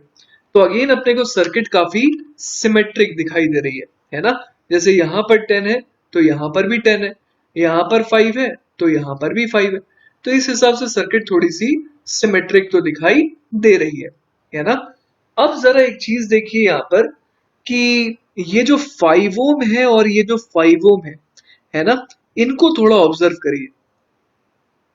देखिए आप इस तरीके से ऑब्जर्व कर सकते हैं यहाँ पर कि अगर इधर से गया I1 तो इधर से आना भी पड़ेगा I1, क्लियर है। इधर से गया I2 तो इधर से आना भी पड़ेगा I2, क्लियर है ना ये बात। तो हमें यहाँ पर दिख रहा है कि बीच वाले रेजिस्टेंस से कितना करंट जाएगा। लेट अस से कि ए पॉइंट पे एंटर कर रहा था तो टोटल करंट I है ना। तो बीच वाले से कितना जा रहा है, इस 5 ओम से कितना जा रहा है, I minus I1 plus I2, इतना करंट जा रहा है। और अगर मैं यहाँ बी पॉइंट से देखूं तो इधर आ रहा है I2, इधर आ रहा है I और टोटल करंट आ रहा है I। तो इसका मतलब इस 5 ओम से कितना एंटर कर रहा है, इस 5 ओम से एंटर करना पड़ेगा I minus I1 plus I2। और हम लोग देख पा रहे हैं कि ये दोनों तो क्या हो गए, बिल्कुल बराबर हो गए। इसका मतलब आप समझ पा रहे हैं, इसका मतलब क्या हो गया, इसका मतलब ये हो गया कि 5 ओम और 5 ओम ये जो दो रेजिस्टर्स है इन दोनों में करंट बेसिकली कितना फ्लो कर रहा है, सेम फ्लो कर रहा है। तो ऐसा समझ लीजिए कि 5 ओम से जो करंट आया वही सीधा आगे बढ़ गया। ऑल्दो यहाँ पर चौराहा था लेकिन उसको फर्क नहीं पड़ा, 5 ओम से जितना करंट आ रहा था वो पूरा का पूरा सीधा 5 ओम वाले में ही चला गया। तो बेसिकली उसे बाकी सर्किट से कोई खास मतलब नहीं रह गया। तो हम लोग यहाँ पर क्या कर सकते हैं, इन 5 ओम और 5 ओम इसको अलग से ही निकाल करके इनका रास्ता अलग ही दिखा सकते हैं। आइए दिखाता हूं कैसे। तो ये देखिए मैंने यहाँ पर डायग्राम बना रखा है 10 5 5 10 और 2.5 और 2.5 को मैंने ऐड कर दिया क्योंकि बीच में जो 5 और 5 थे उनकी कोई जरूरत नहीं थी इस जगह पर, और मैंने इन 5 और 5 को ऐड करके सिंपली इस तरीके से यहाँ पर एक सर्किट बना दिया 10 ओम रेजिस्टेंस वाला, है ना। एक यहाँ से वायर बना दिया 10 ओम वाला, और ये 2.5 और 2.5 मिलकर के कितने हो गए, 5 हो गए। तो अब आप देखिए यहाँ पर आपको क्या दिखाई दे रहा होगा कि ये वाला जो हिस्सा है इसको तो आपने अभी अभी सॉल्व करा, इसका रिजल्टेंट आ रहा था 7 ओम, है ना। तो हम लोग सिंपली क्या लिख सकते हैं कि यहाँ पर एक हिस्से का रिजल्टेंट आ रहा है 7 ओम और नीचे ये ग्रीन वाला रेजिस्टेंस बन गया 10 ओम, है ना। तो अब बेसिकली 10 और 7 का रिजल्टेंट अपने को निकालना है, लेकिन बहुत आसान है ये क्योंकि ये दोनों तो पैरेलल में हो गए। तो पैरेलल में हो गए तो क्या कर देंगे 10 इंटू 7 अपॉन 10 प्लस 7, तो ये कितना हो जाएगा 70 अपॉन 17 ओम, और यही हमारा जवाब हो गया। तो हमने क्या सीखा इस सवाल में, बेसिकली हमने देखा कि यहाँ पर ये 5 ओम जो है वो सीधा इस तरीके से करंट भेज रहा था, मतलब कि यहाँ पर इस जंक्शन का कोई खास रोल नहीं था, है ना। यहाँ पर ये हाईवे की तरह सीधा जा रहा था, तो इसीलिए हमने उसका एक अलग रास्ता ही बना दिया, है ना। और उसके बाद तो फिर हम लोगों ने देखा कि ये सर्किट जानी पहचानी है, और दूसरी सर्किट जो है उसके लिए हम लोगों ने देख लिया कि ये दोनों मिला करके पैरेलल में है। चलिए, तो अब अपने पास अगला सवाल है जिसमें अपने को निकालना है equivalent resistance across A and F, है ना। इन दोनों पॉइंट्स के बीच में निकालना है इक्विवेलेंट रेजिस्टेंस, और अपने को जैसा कि दिख रहा है यहाँ पर 12 रेजिस्टर्स हैं और सारे के सारे बिल्कुल आइडेंटिकल है ना। तो चलिए सोचते हैं कैसे निकाला जाए यहाँ पर। देखिए, आपको एक चीज यहाँ पर समझ में आ रही होगी कि ए और एफ, है ना, अगर ए और एफ के बीच में आपको इक्विवेलेंट रेजिस्टेंस निकालना ही है तो आप सर्किट ये जो पूरा का पूरा 3D में है इसको क्यों ना 2D में कन्वर्ट कर दिया जाए। मतलब मैं चाह रहा हूं कि आप ऊपर से जोर लगाइए और इसको थोड़ा सा नीचे दबा दीजिए, है ना, इसको पिचका दीजिए। आइए मैं आपको दिखाता हूं कि ये दबा देने पर, प्रेस कर देने पर ऊपर से ये डायग्राम कैसा दिखेगा। तो देखिए, मैंने यहाँ पर पिचका करके दिखाया है आपको कि किस तरीके का डायग्राम दिखेगा। ए बी एफ और ई, ए बी एफ और ई देखिए बाहर की तरफ मैंने दिखा दिया, और ये जो नीचे वाला स्क्वायर है इसको मैंने इधर बीच में दिखा दिया ना, इस तरीके से। तो आई होप कि आपको ये डायग्राम क्लियर होगा, है ना, कि किस तरीके से मैंने यह डायग्राम बनाया है। तो अब आप ऊपर ये वाले सवाल को भूल जाइए, 3D का सवाल नहीं रहा, अब ये 2D का सवाल रह गया, है ना। तो यहाँ पर हम लोग क्या क्या चीजें देख सकते हैं, यहाँ पर हम लोग देख सकते हैं कि ये जो ई एच सी और बी, ये चारों पॉइंट्स लाई कर रहे हैं ऑन द परपेंडिकुलर बाइसेक्टर, है ना। मतलब कि यहाँ का पोटेंशियल, यहाँ का पोटेंशियल, यहाँ का पोटेंशियल और यहाँ का पोटेंशियल क्या रहेगा, बिल्कुल सेम रहना है ना। और क्यों ना रहे, जैसा लेफ्ट में है वैसा राइट में, जितना पोटेंशियल ड्रॉप लेफ्ट के कारण आया उतना ही पोटेंशियल ड्रॉप फिर राइट की वजह से आएगा। क्लियर है। तो हमें ये समझ में आ रहा है कि ई और एच का सेम पोटेंशियल है तो इस रेजिस्टर का कोई काम नहीं है, सी और बी का सेम पोटेंशियल है तो इस रेजिस्टर का भी कोई काम नहीं है। तो बस सवाल तो बहुत आसान हो गया, है ना। अपने को क्या दिख रहा है यहाँ पर, अपने को ये दिख रहा है कि जैसे कि यहाँ पर एक रेजिस्टेंस है, तो यहाँ पर D से G, है ना, यहाँ से यहाँ तक के रेजिस्टेंस को हम लोग कितना बोल सकते हैं। लेट अस से कि हर एक रेजिस्टेंस R था, तो ये वाला हो जाएगा R इंटू 2R हो जाएगा, और इधर वाला भी हो जाएगा 2R। तो DHG का 2R, DCG का 2R, 2R और 2R पैरेलल में, तो 2R और 2R अगर पैरेलल में हो गए तो रिजल्टेंट कितना हो गया, R। तो इस पूरे को हम लोग रिप्लेस करके सिंपली यहाँ पर क्या लगा सकते हैं, R लगा सकते हैं। अब देखिए, इधर R है, इधर भी R है, इधर भी R है, तो ये तो कितना हो गया, ओवरऑल 3R हो गया। तो चलिए इन दोनों को भी गायब कर देते हैं और सिंपली हम लोग क्या लिख देते हैं कि बीच में कितना रेजिस्टेंस हो गया, बीच में रेजिस्टेंस हो गया 3R। अब ऊपर कितना है, ऊपर आप देखिए कि ऊपर जो है रेजिस्टेंस जो है वो है R और R 2R, R और R 2R, तो 2R 2R और 3R, है ना। तो हमें ये समझ में आ रहा है कि 2R और 2R इन दोनों को हम लोग इकट्ठे क्या लिख सकते हैं, R लिख सकते हैं, है ना। तो मैं क्या लिख देता हूं यहाँ पर, मैं सिंपली यहाँ पर लिख देता हूँ कि उन दोनों का रिप्लेसमेंट अकेले R हो गया। तो अब R और 3R का इक्विवेलेंट कितना हो जाएगा, R into 3R upon R plus 3R, तो ये कितना हो गया 3R अपॉन 4, तो यही हमारा आंसर हो गया। चलिए बच्चों, तो अब इसी सवाल को करने का एक और मेथड सोचते हैं ना, मेथड नंबर 2, है ना। तो इस सवाल को सॉल्व करने का एक और तरीका क्या हो सकता है, आप देखिए। ए से हमें एफ तक पहुंचना है, तो ए से एफ तक पहुंचने के लिए एक रास्ता इधर से है और एक रास्ता इधर से है, और दोनों ही बिल्कुल आइडेंटिकल है।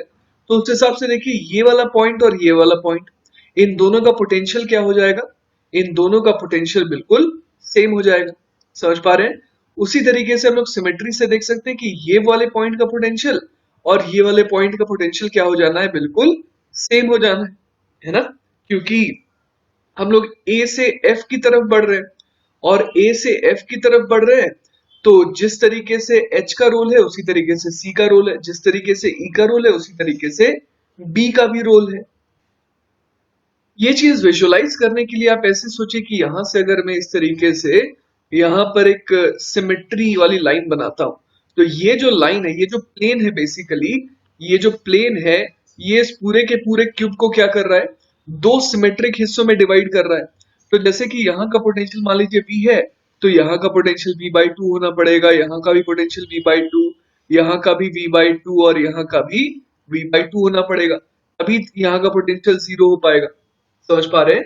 तो ये बिल्कुल सिमेट्रिकल एक्सिस है ना। ये पूरे के पूरे क्यूब को क्या कर रही है, इन दोनों पॉइंट्स के रेस्पेक्ट में, ए और एफ के रेस्पेक्ट में सिमेट्री से डिवाइड कर रही है।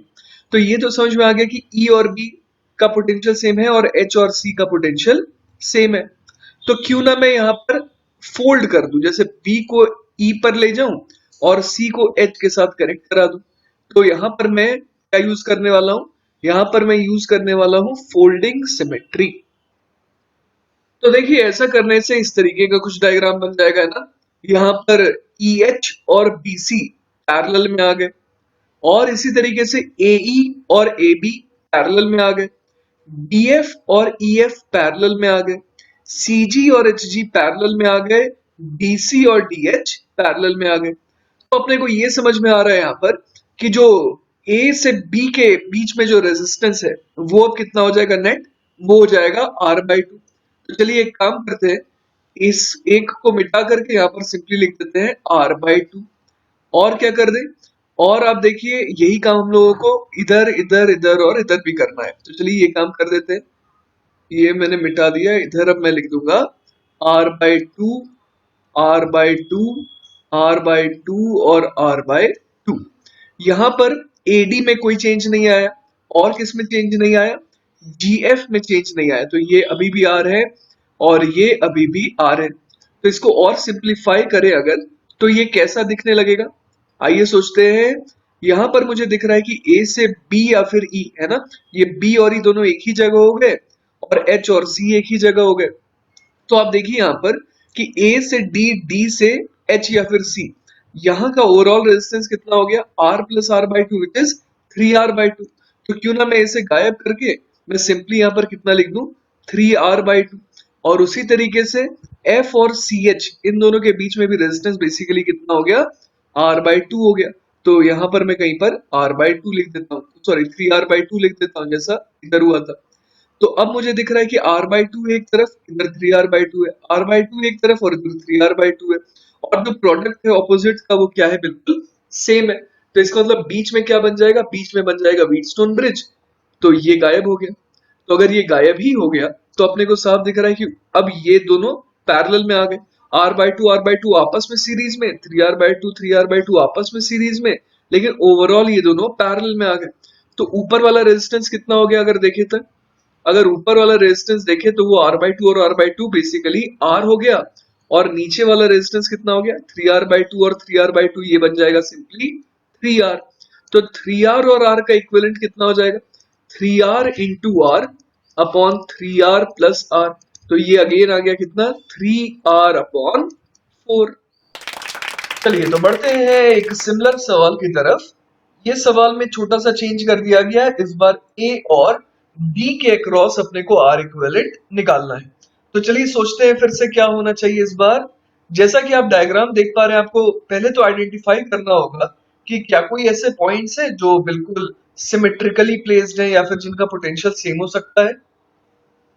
तो आप देख पा रहे होंगे यहाँ पर कि ये जो मैंने प्लेन बनाने की कोशिश करी है, कौन सी प्लेन, ए, एफ, जी और डी, इन चार पॉइंट से मिलकर के जो ये प्लेन बना है, ये क्या कर रहा है, ये इस पूरे के पूरे सर्किट को सिमेट्रिकली डिवाइड कर रहा है इन टू हाफ्स और with respect to A and D, है ना।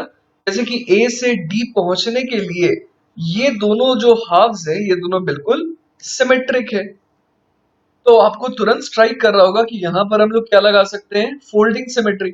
हम लोग इस पॉइंट और इस पॉइंट को देख सकते हैं, इन दोनों का पोटेंशियल बिल्कुल सेम लग रहा है। उसी तरीके से इस पॉइंट और इस पॉइंट को देखिए, इन दोनों पॉइंट का भी पोटेंशियल बिल्कुल सेम लग रहा है। तो अगर इन दोनों को मैं कनेक्ट करा दूं, है ना, तो कोई दिक्कत वाली बात तो नहीं होनी चाहिए। तो अब आप देखिए यहाँ पर मैंने डी और ई को क्लब कर दिया, तो बी और ई को क्लब कर दिया तो ए और ए बी पैरेलल में आ गए, लेकिन चूंकि दोनों सेम रेजिस्टेंसेस थे तो इसीलिए यहाँ पर नेट रेजिस्टेंस कितना हो जाएगा, आर बाई टू। इसी तरीके से ई एफ और बी एफ क्या आ गए, पैरेलल में आ गए, तो यहाँ का रेजिस्टेंस हो जाना चाहिए R by two. Similarly D C का रेजिस्टेंस हो जाना चाहिए आर बाई टू, और एच जी का रेजिस्टेंस भी हो जाना चाहिए आर बाई टू। और साथ ही साथ EH और BC आ गए पैरेलल में, तो इनका रेजिस्टेंस भी हो जाना चाहिए R बाई टू। यहाँ पर ऑलरेडी R था और यहाँ पर FG ऑलरेडी R था। तो इस बार हम लोग क्या देख पा रहे हैं यहाँ पर, इस बार हम लोग ये देख पा रहे हैं कि ऊपर वाली जो लाइन है, आपको मैं दिखा देता हूँ यहाँ पर, ये वाली जो लाइन है पूरी की पूरी, ये एक तरीके ऐसा लग रहा है कि ये पूरी की पूरी सीरीज में है। तो पहले इसे निपटा लेते हैं। R by two, R by two और आर, मतलब कि कितना हो गया ये हो गया 2R, है ना। तो ऊपर वाली विंग का रेजिस्टेंस कितना लिख सकते हैं हम लोग, सिंपली 2R लिख सकते हैं। तो चलिए इन सबको हटा करके सिंपली हम लोग यहाँ पर एक रेजिस्टेंस दिखा देते हैं जिसकी वैल्यू है 2R। अब 2R और R बाई टू क्या आ गए, 2R और R बाई टू आ गए पैरेलल में, है ना। तो 2R और R बाई टू का इक्विवेलेंट कितना हो जाएगा, 2R into R by two upon 2R plus R by two. तो ये कितना हो जाएगा, ये हो जाएगा R अपॉन 4 प्लस 1, 5, है ना। और एक 2 भी ऊपर आ जाएगा, तो 2R बाई 5 हो गया यहाँ तक का। तो अब मैं क्या क्या कर सकता हूँ, अब मैं इस पूरे को मिटा सकता हूँ यहाँ से लेकर के यहाँ तक, और यहाँ पर मैं इक्विवेलेंट कितना लिख सकता हूँ, यहाँ पर मैं लिख सकता हूँ 2R अपॉन 5। अब देखिए अगला स्टेप क्या होगा, R by to, 2R by 5 और R बाई टू, है ना। ये जो तीनों के तीनों है, ये कैसे कॉम्बिनेशन में है, ये सीरीज कॉम्बिनेशन में है। तो अगला काम मुझे क्या करना होगा, R by to, R by two और 2R बाई 5 को जोड़ना होगा। R by to, R by to 1 हो गया, मतलब 5 बाई 5, 5 बाई 5 और 2R बाई 5, 7R बाई 5 हो गया ना। तो अब मैं क्या कर सकता हूँ, इन तीनों को गायब करके सिंपली क्या लिख सकता हूँ, 7R बाई 5। अब 7R बाई 5 और ये कितना कह सकते हैं, 5R बाई 5। तो 7R बाई 5 और 5R बाई 5 ये दोनों पैरेलल में हो गए। तो सिंपली ऐसे कर देते हैं, 7R by 5 into R upon 7R by 5 plus 5R by 5। तो ये कितना हो जाएगा, ये हो जाएगा 7R डिवाइडेड बाय 12, है ना। तो हमारा आंसर क्या हो गया, 7R अपॉन 12। देखिए बच्चों, इस सवाल को सॉल्व करने का एक और मेथड क्या हो सकता था, मेथड नंबर 2। आप इस 3D फिगर को चपटा करके 2D फिगर बना सकते थे, है ना। आई होप कि आपको ये क्लियर होगा कि क्या हुआ है यहाँ पर। एक स्क्वायर के बीच में मैंने दूसरे स्क्वायर को इस तरीके से दिखाने की कोशिश करी है। अब देखिए यहाँ पर ए और डी के रिस्पेक्ट में हमें क्या दिख रहा है, हमें ऐसा दिख रहा है यहाँ पर कि ये एच और ये सी, ये ई और ये बी, है ना, ये चारों के चारों क्या आ गए, सेम पोटेंशियल पर आ गए, है ना। बिल्कुल सिमिलर है इन चारों के चारों पॉइंट्स का रोल। तो हम लोग यहाँ पर क्या कर सकते थे, इस लाइन के अबाउट, है ना, ये जो लाइन मैंने अभी भी बनाई एडी और जीएफ से पास होती हुई, इसके अबाउट इस पूरे सर्किट को फोल्ड कर सकते थे, सच दैट कि सी एच को टच करे और बी ई को टच करे। तो उससे हमारा सवाल बहुत आसान हो सकता था। आइए देखते हैं कैसा दिखता है ये फिगर फिर। तो ये देखिए मैंने डायग्राम यहाँ पर बना रखा है, आपको ये साफ दिख रहा होगा कि Fg का रेजिस्टेंस तो अभी भी R रह जाएगा, और किस में चेंज आएगा, Fe का रेजिस्टेंस जो है वो डबल हो जाएगा, क्योंकि Fe के साथ Fb भी आ गया, तो ये हो गया R बाई टू। उसी तरीके से हम लोग देख सकते हैं GH, है ना, GH और GC मिलकर के R बाई टू हो गए। फिर क्या देख सकते हैं हम लोग, AB और यहाँ पर है ना ए बी और ए ई, ये दोनों मिलकर के कितने हो गए, आर बाई टू हो गए। और साथ ही साथ ई एच और सी बी कंबाइन होकर के यहाँ का भी रेजिस्टेंस आर बाई टू हो गया। और सी डी और एच डी ये दोनों मिलकर के आर बाई टू यहाँ पर भी हो गए। इसी को मैंने थोड़ा सा और यूजर फ्रेंडली फिगर में बना दिया, तो अब आपको दिख रहा होगा कि यहाँ पर कितना आसान हो गया ये डायग्राम। और ये बिल्कुल ऊपर वाले डायग्राम को रिजेंबल कर रहा है। ए से डी के बीच में रेजिस्टेंस कितना है, आर है। ए से बी और ई के बीच में आर बाई टू, फिर इधर भी आर बाई टू। और एफ और जी के बीच में रेजिस्टेंस भी लेकिन आर है, यहाँ आर बाई टू, यहाँ पर रेजिस्टेंस आर बाई टू, और डी सी एच वाला भी आर बाई टू। तो अगेन आपको दिख रहा है ये सर्किट तो अभी अभी हम लोगों ने सॉल्व भी करा था। क्लियर है? तो यहां से भी जवाब कितना आ जाएगा, 7R/12। चलिए तो थोड़ा सा और चेंज कर देंगे हम लोग सवाल में, और ये बिल्कुल नया सवाल बन जाएगा। इस बार अपने को निकालना है ए और जी के अक्रॉस इक्विवेलेंट रेजिस्टेंस। तो देखिए मैंने इस सवाल में क्या अप्रोच लगाने का सोचा। मैंने देखा कि ए से अगर जी पर पहुंचना है तो चाहे आप इधर से शुरुआत करिए चाहे इधर से शुरुआत करिए, ये दोनों रास्ते, ए से ई के थ्रू जाने वाला रास्ता और ए से बी के थ्रू जी तक पहुंचने वाला रास्ता, ये दोनों बिल्कुल आइडेंटिकल है। आप ऐसे सोचिए ना, ए से ई गए, ए से बी गए, अब बी से फिर से आपको एक स्क्वायर दिख रहा है जिसके डायगोनल पे जी है, और ई से फिर से आपको एक स्क्वायर दिख रहा है जिसके डायगोनल पे जी है। तो बी और ई बिल्कुल सिमेट्रिक हो गए एज कंपेयर टू, है ना, रास्ता फ्रॉम ए टू जी। और उसी तरीके से आपको ये भी समझ में आ रहा होगा कि H से G पहुंचने का रास्ता और C से G पहुंचने का रास्ता भी इक्विवेलेंट है ना, क्योंकि A से H आप गए, नीचे गए, फिर इधर गए, और C पर पहुंचने के लिए क्या किया, नीचे गए और इधर गए। अब यहां से G पहुंचने के लिए आपको दिख रहा है कि बिल्कुल आइडेंटिकल है। तो हमें ये दिख रहा था कि E और B बिल्कुल आइडेंटिकल है और C और H बिल्कुल आइडेंटिकल है। तो मैंने क्या किया, B से E को जोड़ दिया और C से H को जोड़ दिया। तो अब सर्किट कुछ ऐसा दिखने लगा, है ना। अब आपको केयरफुल रहना होगा कि A और E या फिर B, इन दोनों के बीच का रेजिस्टेंस कितना हो जाएगा, R/2। उसी तरीके से G और H या फिर G और C के बीच का जो रेजिस्टेंस है, अब वो इक्विवेलेंट कितना हो जाएगा, R/2 हो जाएगा। और साथ ही साथ आपको ये भी दिख रहा होगा कि EH और BC पैरेलल में आ गए, तो ये भी हो जाएगा R/2। अब लेकिन AD, है ना, AD को अगर आप देख रहे होंगे तो AD में कोई भी चेंज नहीं आएगा। AD में कोई भी चेंज नहीं आएगा, तो इसके रेजिस्टेंस को मैं कितना लिख देता हूँ, R लिख देता हूँ। अच्छा, DH और DC ये दोनों भी पैरेलल में आ गए, तो यहाँ का R/2 हो गया। सिमिलरली ऊपर हो जाएगा R/2, और FG में कोई भी चेंज नहीं आया तो वो रह गया R। तो अब हमारे को क्या दिख रहा है, अब हमारे को दिख रहा है कि ये R और ये R/2 ये दोनों किस में आ गए, ये दोनों आ गए सीरीज में। तो मैं एक को गायब करके सिंपली क्या लिख दूंगा, एक को गायब करके मैं लिख दूंगा 3R/2। और इधर भी यही काम कर सकते हैं ना, तो यहां पर भी अगर वही काम करेंगे तो हम लोग सिंपली क्या लिख दें, एक को गायब करके लिख देते हैं 3R/2, है ना। तो इधर का रेजिस्टेंस हो गया 3R/2, नीचे इधर का भी रेजिस्टेंस 3R/2 हो गया। और आप देखिए कि इस बार जो ऑपोजिट्स है ना, ऑपोजिट्स है वो कैसे है, 3R/2 3R/2, R/2 और R/2, और बीच में एक R/2 आ गया।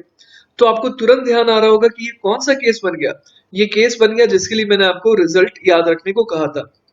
R इक्विवेलेंट कितना हो जाएगा, R इक्विवेलेंट निकालने के लिए सबसे पहले हम लोग क्या करते हैं, सबको एक साथ मल्टीप्लाई कर देते हैं ना, जैसे R/2 इंटू R/2 प्लस, फिर हम लोग कर देते हैं 3R/2 इंटू 3R/2, फिर और क्या ऐड कर दें, प्लस यहां पर लिख देते हैं R/2 इंटू 3R/2, सॉरी यहाँ पर R/2 इंटू 3R/2 आएगा ना। और डिनोमिनेटर में क्या आ जाएगा, डिनोमिनेटर में आ जाएगा R/2 plus 3R/2 plus R/2। तो मैंने अभी फिलहाल क्या किया, मुझे 2 अभी भी इंसर्ट करना है। मैंने क्या किया, इसको इसके साथ मल्टीप्लाई कर दिया, फिर उसके बाद मैंने क्या किया, उसके बाद मैंने इसको इसके साथ मल्टीप्लाई कर दिया, और उसके बाद मैंने क्या किया, इसको इसके साथ मल्टीप्लाई कर दिया, और अब जो है नीचे मैंने तीनों को ऐड कर दिया। अब मुझे 2 इंसर्ट एक्स्ट्रा करना है ना, इस तरीके से ही तो मैंने याद रखा है। तो मैं किस तरीके से यहाँ पर 2 इंसर्ट करूंगा, जैसे डिनोमिनेटर में तो 2 इंसर्ट करूंगा मैं इसके साथ, तो यहाँ पर 2R/2 कर देते हैं, और न्यूमरेटर में किस प्रोडक्ट के साथ मुझे 2 इंसर्ट करना होगा? न्यूमरेटर में मुझे इंसर्ट करना होगा किसके साथ?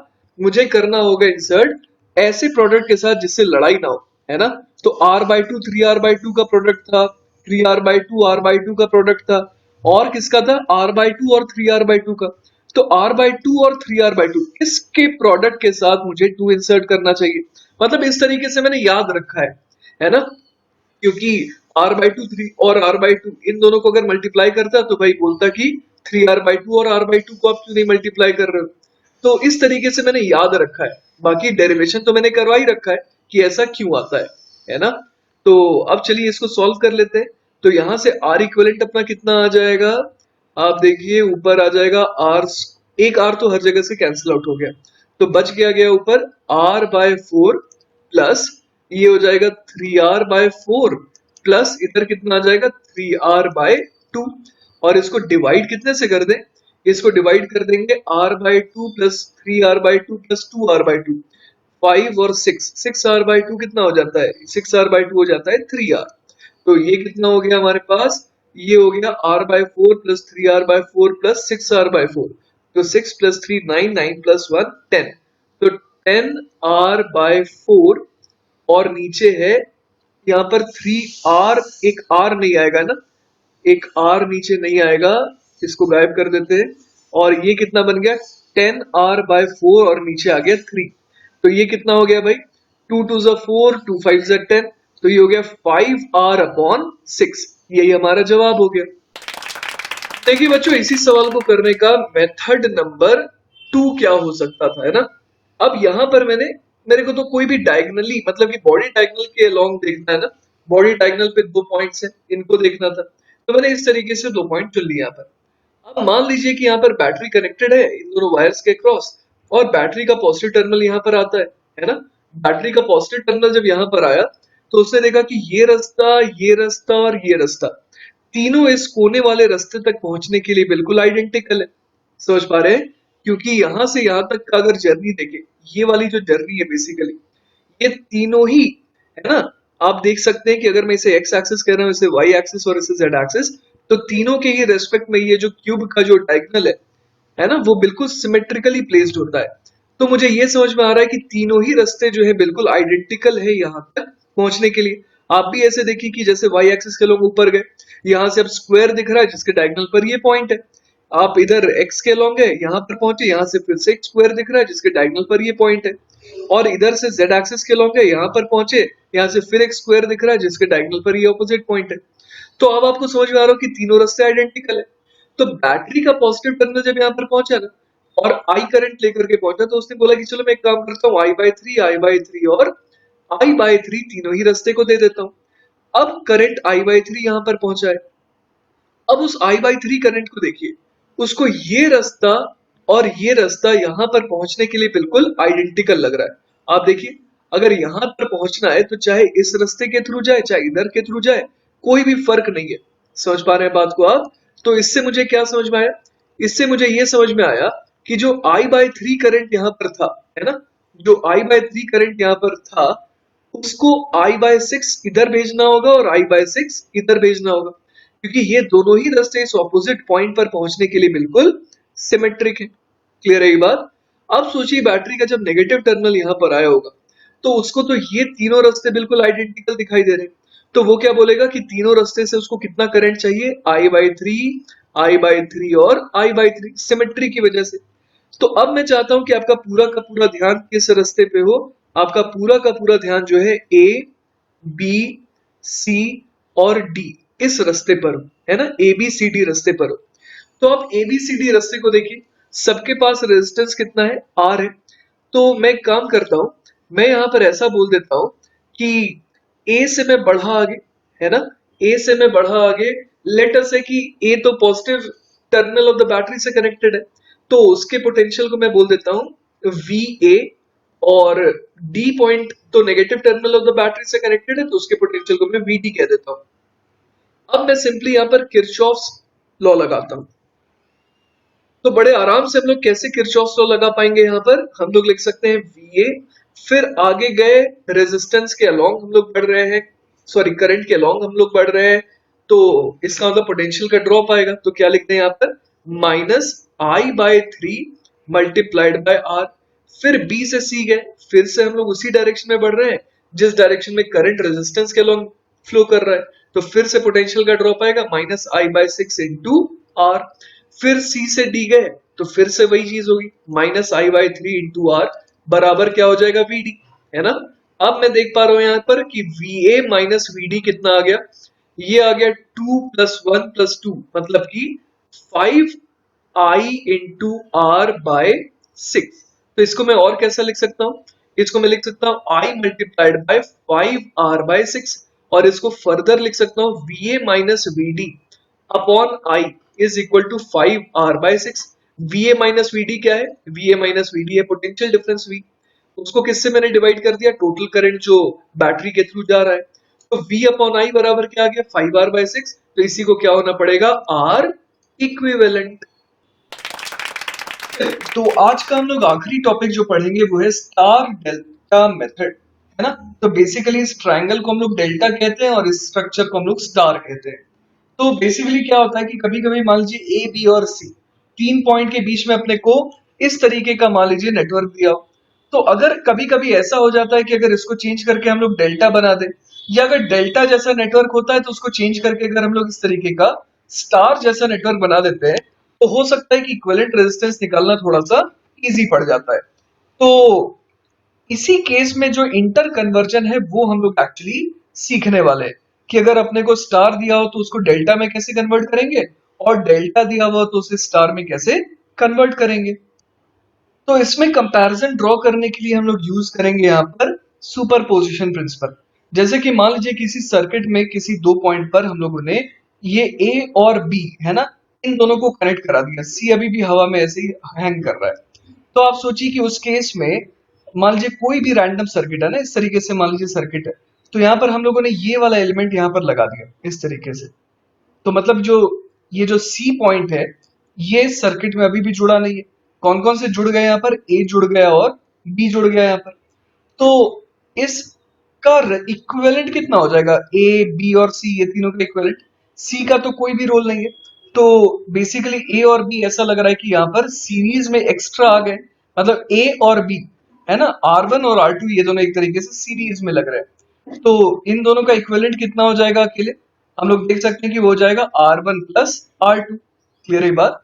अब मान लीजिए कि यहाँ पर ये स्टार के बजाय इस तरीके से डेल्टा फिट होता, तब क्या होता। तो अब आप देखिए मैंने सर्किट में उसी जगह पर है ना, ये तो चलिए कोई एक्सटर्नल सर्किट का हिस्सा है, यहाँ पर मैंने देखिए ए सी और बी इस तरीके से एक ट्रायंगल बना करके यहाँ पर लगा दिया है ना, उस पूरे का रिप्लेसमेंट यहाँ पर। तो अब जैसे मैंने स्टार को लगाया था वैसे ही मैंने डेल्टा को लगाया, तो उस केस में जो इक्विवेलेंट रेजिस्टेंस है वो कितना आ रहा है, वो आप देखिए आ जाएगा। ए और बी के बीच में मैंने इक्विवेलेंट सॉरी ए और बी के बीच में मैंने रेजिस्टेंस कितना माना था, R3 माना था। ए और सी के बीच में R2 माना था, और सी और बी के बीच में कैपिटल R1 माना था। तो आप देखिए कि R2 और R1 तो सीरीज में है, और उसके साथ R3 क्या है, पैरेलल में। तो ये किसके बराबर हो जाएगा, R1 प्लस R2, ये तो सीरीज में चली, इसके साथ R3 पैरेलल में, तो into R3 divided by R1 plus R2 plus R3। तो ये हमारे पास इक्वेशन नंबर 1 हो गई। इसी तरीके से हम लोग क्या कर सकते हैं, इसी तरीके से हम लोग R1 प्लस R3 कितना बोल सकते हैं, R1 प्लस R3 हम लोग बोल देंगे यहाँ पर capital R1 plus capital R3 multiplied by R2 whole divided by R1 plus R2 plus R3, ये हो जाएगी इक्वेशन नंबर 2। और इसी तरीके से जब हम लोग फिट करेंगे किसके क्रॉस, जब हम लोग फिट करेंगे बी और सी के क्रॉस, तो क्या आ जाएगा R2 प्लस R3, ये किसके बराबर हो जाएगा R2 plus R3 multiplied bye R1 और होल डिवाइडेड बाय किससे R1 plus R2 plus R3। तो बेसिकली अपने पास तीन इक्वेशन आ गए। और मान लीजिए कि आपको डेल्टा दिया हुआ है तो स्टार निकालना है, स्टार दिया हुआ है तो डेल्टा निकालना है। तो या तो आपको स्मॉल आर का सेट पता होगा या तो आपको कैपिटल आर का सेट पता होगा। तो बेसिकली तीन इक्वेशन आ जाएंगे और तीन अननोन है। तो हर बार ये डेरिवेशन करना नहीं होगा, मैं आपको इसका रिजल्ट बता देता हूँ जो आपको बस सिंपली याद रखना होता है। तो देखिए बेसिकली डेल्टा आपको डेरिवेशन का मैंने आइडिया बता दिया यहाँ पर, और इन दी एंड जो आपको याद रखना है वो बस ये फॉर्मूला और ये फॉर्मूला है ना, कि किस तरीके से हम लोग यहाँ पर स्टार का डेल्टा में कन्वर्जन कर सकते हैं और डेल्टा का स्टार में कन्वर्जन कर सकते हैं ना। जैसे कि मान लीजिए आपको डेल्टा दिया हो, तो उससे अगर स्टार बनाना है तो स्मॉल आर वन का फॉर्मूला ये बन गया, और अगर वाइस वर्सा दिया है तो कैपिटल आर वन का फॉर्मूला ये हो गया। सिंपली आपको ये दोनों फॉर्मूले अगर याद रहे तो बहुत ही बढ़िया होगा। क्लियर है? चलिए, तो मुझे समझ में आ रहा होगा कि आपको स्टार डेल्टा मेथड सुनने में तो अच्छा लग रहा है, लेकिन ये अभी तक समझ में नहीं आया कि इसको अप्लाई कैसे करेंगे, है ना। तो चलिए मैं आपको एक देखा देखा सा एग्जाम्पल दिखाता हूँ। याद होगा आपको ये एग्जाम्पल, हम लोगों ने आज ही सॉल्व करा है इसे। तो इस सवाल को हम लोग सॉल्व करते हैं यूजिंग स्टार डेल्टा मेथड। जैसे कि आप देख पा रहे हैं कि यहाँ पर ए बी और सी, यहाँ पर एक डेल्टा दिखाई दे रहा है ना, ट्राइंगल दिखाई दे रहा है। अगर इसे मैं स्टार में कन्वर्ट कर पाता कुछ इस तरीके से, ऐसे, तो अगर ऐसा कन्वर्जन हो पाता तो आप सोचिए कि डायग्राम बड़ा आसान हो जाता, है ना। मैं ए बी सी ट्राइंगल जो है था उसको मिटा देता, और सोचिए कि सर्किट डायग्राम कितना इजी हो जाता, ऐसा हो जाता हमारा सर्किट डायग्राम देखने में। तो इससे तो आराम से सॉल्व किया जा सकता था। तो चलिए यही काम हम लोग अभी करते हैं, और कोशिश करते हैं कि इस डेल्टा को स्टार में कन्वर्ट कर पाए। तो सबसे पहले मुझे इसे R1 लिख देना होगा, फिर बी के पास वाले को R2 और इसे R3। मतलब कि मैंने क्या क्या देख लिया, R1 बराबर कितना हो जाएगा फॉर्मूले से, R1 हो जाएगा R2 R3 upon R1 plus R2 plus R3। उसी तरीके से स्मॉल r2 कितना हो जाएगा, स्मॉल r2 हो जाएगा R1 R3 upon R1 plus R2 plus R3। और स्मॉल r3 कितना हो जाएगा, R1 into R2 upon R1 plus R2 plus R3। तो यहाँ से स्मॉल r1 चलिए सबसे पहले निकालते हैं। स्मॉल r1 के लिए मुझे r2 और r3 को देखना होगा, तो 10 और 5 को, मतलब ये हो जाएगा 50 अपॉन 10 प्लस 5 प्लस 5 इज 20, मतलब ये हो गया 5/2 ओम। और R2 कितना हो जाएगा, R2 के लिए मुझे 10 और ये वाले 5 को देखना होगा ना, तो ये हो जाएगा 50 अपॉन 20 विच इज अगेन 5/2 ओम। और R3 कितना आ जाएगा, R3 के लिए मुझे 5 और इस 5 को देखना होगा, तो 25 अपॉन 20 मतलब 5/4 ओम, है ना। तो चलिए अब एक काम करता हूं, मैं इन सबको मिटा देता हूँ, इनकी तो जरूरत नहीं है, डेल्टा की तो जरूरत नहीं पड़ेगी। अब तो मुझे स्टार की जरूरत पड़ेगी। तो बेसिकली R1 को कितने से लिख दूं, R1 को मैं लिख दूंगा 5/2। R2 को कितना लिख दूंगा, R2 को भी मैं लिख दूंगा 5/2।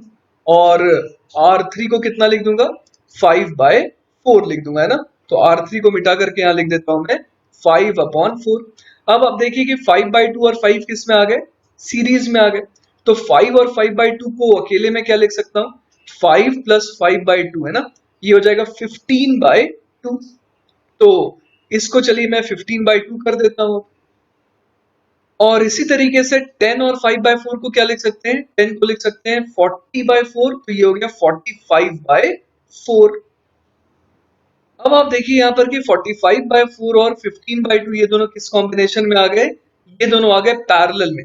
तो 45/4 और 15/2 का रिजल्टेंट कितना हो जाएगा, सिंपली क्या कर दें, 15/2 इंटू 45/4 अपॉन 15/2 प्लस 45/4। तो ये कितना हो जाएगा, 15 इंटू 45 डिवाइडेड बाई 8, और इधर क्या आ जाएगा एलसीएम, इधर एलसीएम आ जाएगा 4, और ये बन जाएगा 30 प्लस 45 मतलब 75।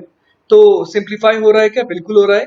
15 5 ज़ा 75, 4 2 ज़ा 8, 5 9 ज़ा 45, मतलब ये तो आ गया 9/2। क्लियर है ये बात। तो ये अपना आ गया 9/2 ओम। अब देखिए 9/2 और 5/2 ये दोनों किस में आ गए, ये दोनों आ गए सीरीज में। तो सिंपली इन्हें जोड़ देते हैं, 9/2 प्लस 5/2 कितना हो गया, 14/2 विच इज इक्वल टू 7 ओम। और आपको ध्यान होना चाहिए कि इस सवाल का जवाब भी कितना आया था, पहले भी 7 ओम ही तो आया था। क्लियर है ये बात। तो आज के लेक्चर में देखिए आपने कितनी मजेदार मजेदार चीजें देखी, सिमेट्री का इस्तेमाल करना सीखा आपने, है ना। फिर सिमेट्री में भी परपेंडिकुलर बाइसेक्टर सिमेट्री हो गया, फोल्डिंग सिमेट्री हो गया, ये तो खैर हम लोगों ने नाम दे दिया है इसको अपने सहूलियत के हिसाब से। तो इन सब के मदद से किस तरीके से सवाल को सॉल्व करना आसान हो जाता है वो देखा, किरचॉफ्स लॉज को लगा करके हम लोगों ने सवाल को सॉल्व करा है, और एक नया मेथड भी देखा, स्टार डेल्टा मेथड। तो इस लेक्चर को बच्चों अच्छे से रिवाइज कर लीजिएगा ताकि आपके होम असाइनमेंट के सवाल अच्छे से हो जाए और आपको बहुत ही ज्यादा कॉन्फिडेंट फील हो। ऑल राइट बच्चों, टेक केयर, बाय बाय।